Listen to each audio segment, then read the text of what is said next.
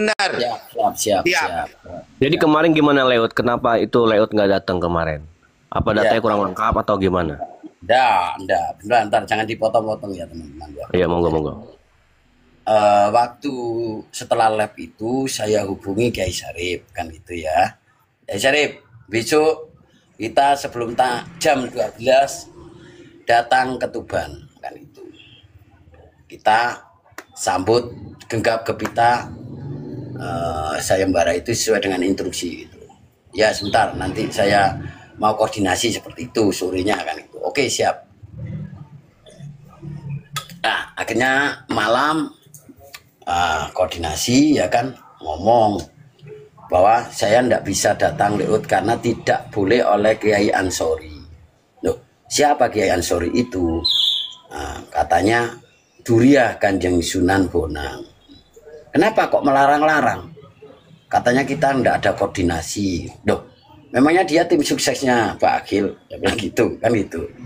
Saya bilang gini, Yai, kalau sampean nggak datang, ya saya nggak datang. Karena sampean yang punya kuncinya di situ, yang bisa menunjukkan sesuai dengan pengakuan sampean kepada saya kan gitu. Ya siap gitu. Ya kita lihat besok kan gitu ya.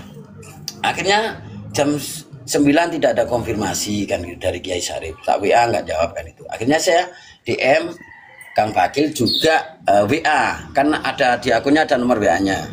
Ya nggak dibuka, tapi saya sudah ngomong, Kang, ini nanti kalau jam 10 saya nggak konfirmasi bisa datang, berarti saya nggak datang. Karena apa? Saksi kunci saya, Kiai Syarif Tegal, tidak bisa datang. Ya, jadi kita undur. Itu sudah saya WA, DM ke akunnya semuanya sudah. Ya, gak dijawab kan gitu. Mungkin dia ternyata pagi-pagi sudah ke sana, tidak membaca DM itu. Ya, itulah hikmahnya. Jadi akhirnya dia mengaku sendiri. Jadi saya itu prosedural gitu. Nah, kan? Jadi kalau ini loh DM saya ada, saya screenshot. Ini WA-nya ke dia. Enggak dibuka sama Pak Agil, enggak dibuka. Nah, itu kebodohan dia. Jadi menunjukkan bahwa dia itu paling benar, paling kuasa. Lah itulah teman-teman. Nah, jadi orang itu jangan, kalau sudah emosi, namanya orang emosi, itu separuh akalnya hilang. Ingat itu Kanjeng Nabi yang ngomong.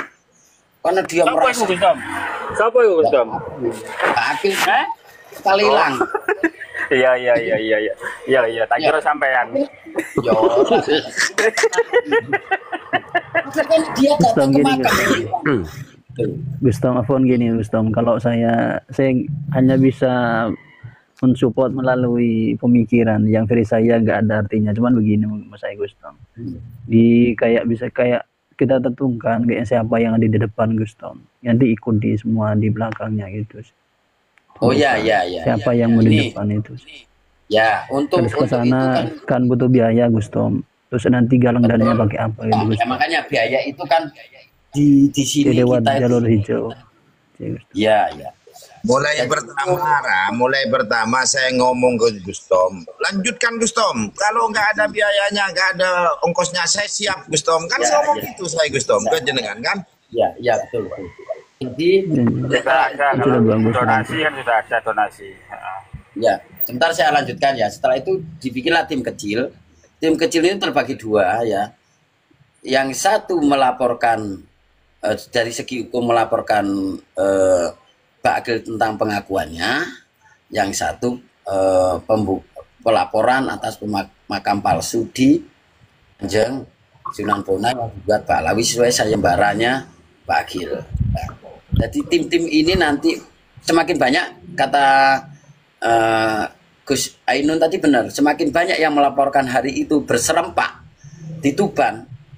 Jadi kita nggak ke Pak Agil dulu, kita melaporkan dulu ke aparatur negara setempat di situ, kepolisian. Ini kita mau melapor dari semakin banyaknya orang itu. Baru setelah itu kita mendatangi atau meminta pertanggungjawaban dari si Pak Agil, tetap difasilitasi istilahnya tabayun atau diskusi oleh pihak terkait. Ya nanti maka tembusan laporan, setelah kita laporan itu tembusannya kan ke bupati ya kan, wali kota, ya kan gitu, gubernur, anggota dewan kota dan dewan provinsi itu.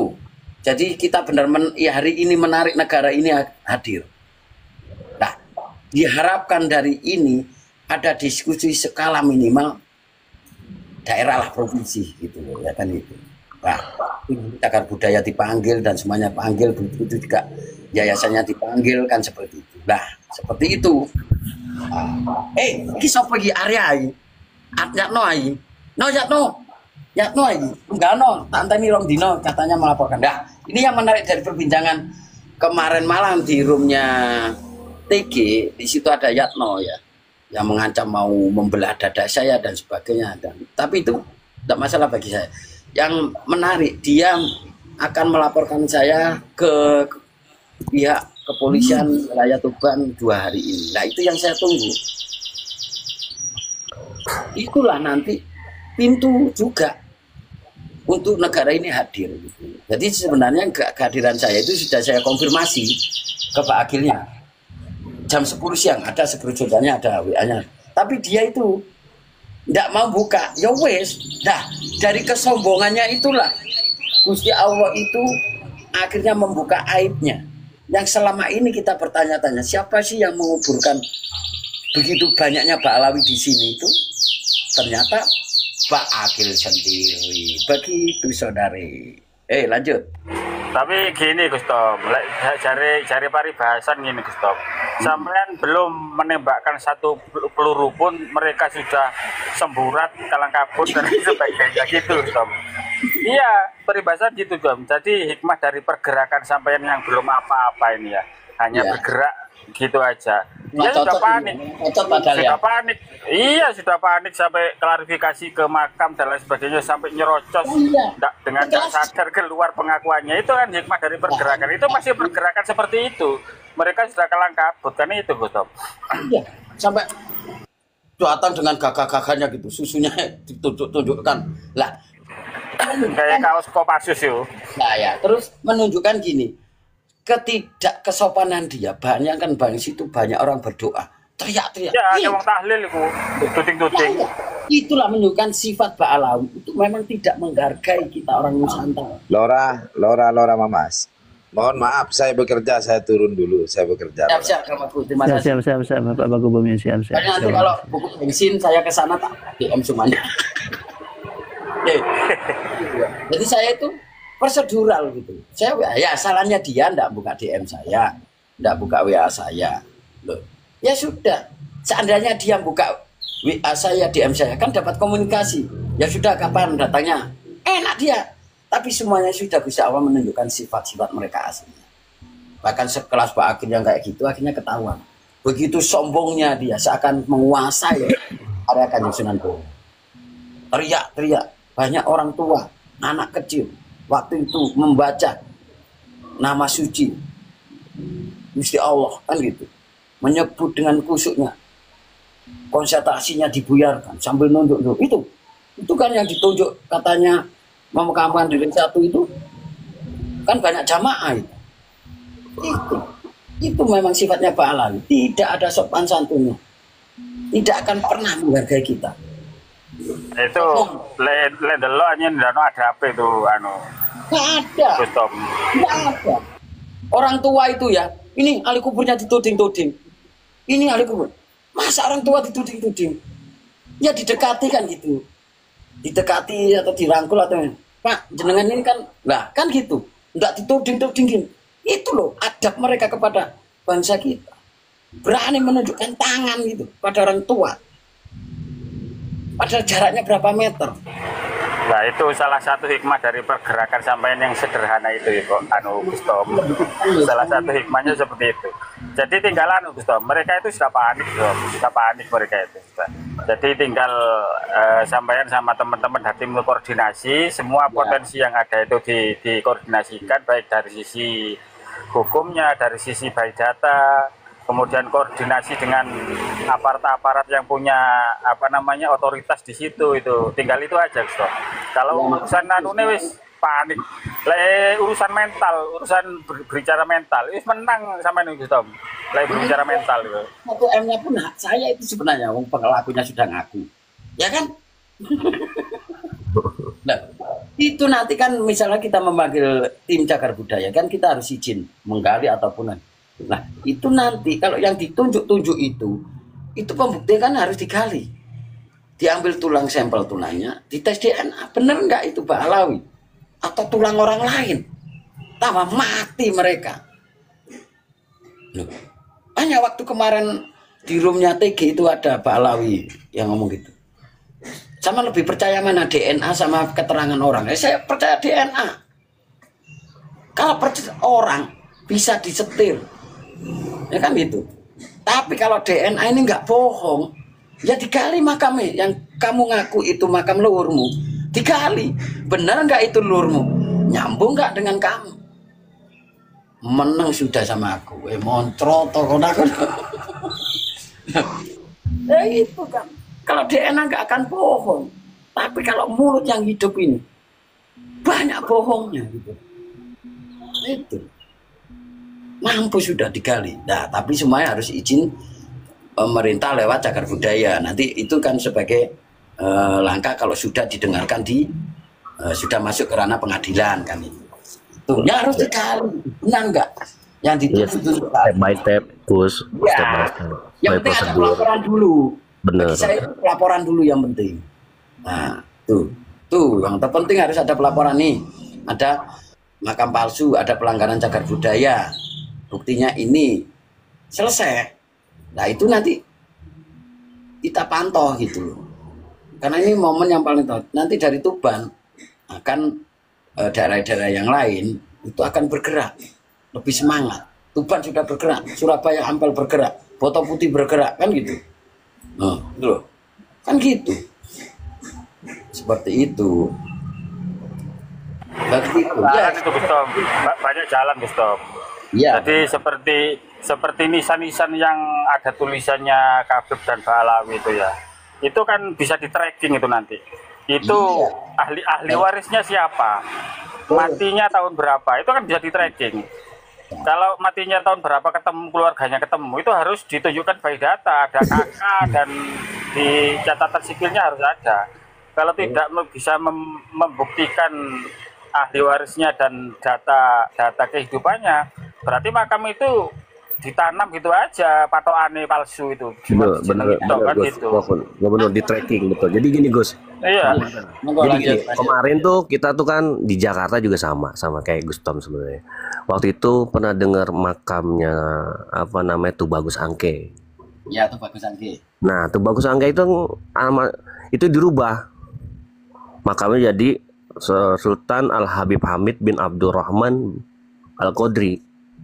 Dirubah namanya. Jadi Balawi. Kita teman-teman Jakarta, kita tracking semua ahli warisnya, terus turunan-turunan keluarga besarnya kita tracking, ternyata nggak nemu dia Balawi, ternyata memang asli keturunan memang asli anaknya Sultan Pangeran Fathaillah. Ya. Itu. Akhirnya kita teman-teman Jakarta buat pertemuan sama keluarga ahli waris, ternyata sepakat bahwa Tubagus Angke ini bukan Balawi. Itu sempat kisruh juga lumayan lama, tapi alhamdulillah berjalan. Iya. Dan sekarang udah berubah namanya, sudah balik ke asli lagi. Assalamualaikum. Mereka. Salam. Iya. Waalaikumsalam. Assalamualaikum. Gustom bisa berpendapat Gustom? Oh boleh, monggo silakan. Gustom, kalau ada yang punya akses ke fraksi yang mayoritas di DPRD setempat itu Gustom, biar pihak-pihak terkait seperti cagar budaya itu bisa didengar pendapatnya, gimana kok sampai gitu kan, biar terbuka gitu loh Gustom. Mungkin di situ fraksinya PKB ya yang mayoritas ya. Ya bisa tuh Gustom, maju aja biar jadi agenda diandekan di DPR itu. Mungkin itu Gustom bisa bermanfaat. Gustom. Terima kasih. Itu namanya tuh yang sebelum saya teman-teman Jakarta berubah, itu nama aslinya tuh. Nama sebelum dirubah. Dibikin Sultan Habib Hamid bin Abdul Al-Qodri. Itu kita lama itu, wah tegang-tegangan itu. Akhirnya proses kurang lama 4 bulanan lah. Dengan kesepakatan ahli waris, semuanya kita baikin lagi nama aslinya. Dan ternyata beliau ini adalah anaknya Sultan Pangeran Fathahillah. Saya potong, Bang. Itu yang ngubah siapa itu? Bajingannya. Ada yang aku. Ya ada. Ya siapa lagi kalau Mr. Bean? Kok bukan Mr. Bean? Mr. Bean itu. Ya wis paham. Ya kan? Ngene Gus Tom. Yang masuk data cagar budaya dan arkeologi itu kan makamnya Kanjeng Sunan Bonang dan pengikut-pengikut beserta keluarganya. Yang notabene-nya itu adalah nisan-nisan yang sejaman dengan Kanjeng Sunan Bonang. Kan gitu Gus Tom. Tapi makam-makam dan nisan Balawi itu kan tidak masuk cagar budaya. Lah, nanti setelah di tracking tidak ketemu ahli waris dan datanya, baik itu surat keterangan kematian, kemudian catatan sipilnya itu fiktif, ya langsung dijejak kayak Raden Dibyon di Jogja itu aja gitu, langsung ditempak ngono ae Pak kami. Bisa kan, kalau cagar budaya itu yang melakukan pihak cagar budaya. Yang penting itu dulu, kita curigai yayasan cagar budayanya, oknum di cagar budaya, terus juga dari duriannya yang mengaku keturunan Kanjeng Sunan Bonang dan pemerintah sipil di situ, ya itu terlibat di sini, itu loh.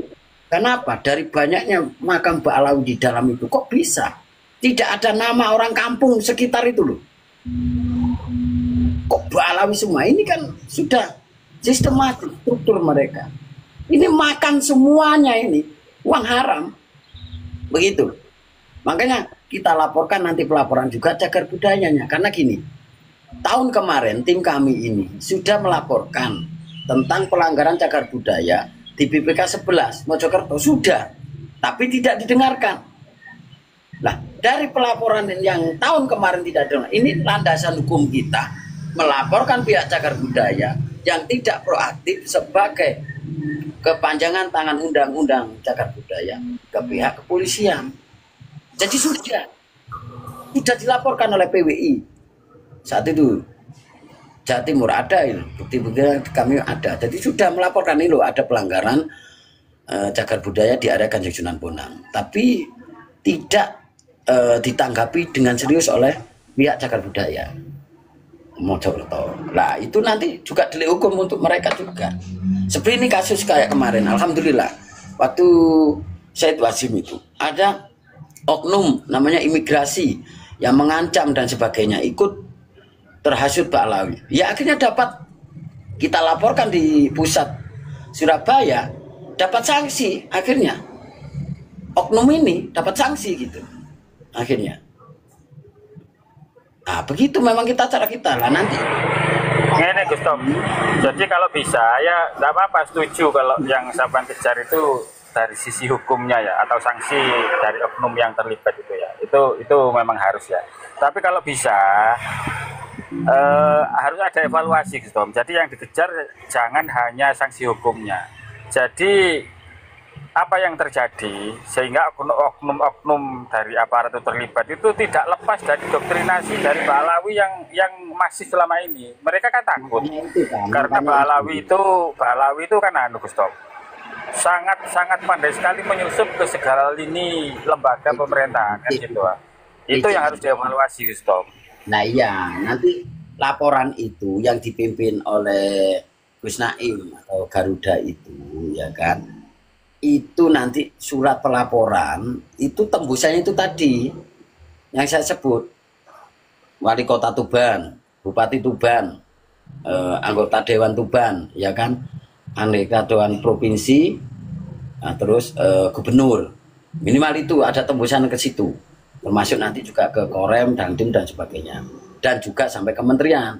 Jadi surat pelaporan yang kita laporkan itu difotokopi semua, nanti itu dikirimkan ke semuanya, bahkan di Assalamualaikum warahmatullahi Bahkan yang wilayah Tuban bisa kita alihkan sendiri langsung ke balai kota kan gitu, langsung ke anggota dewannya. Apa ini ada kumpulannya ini?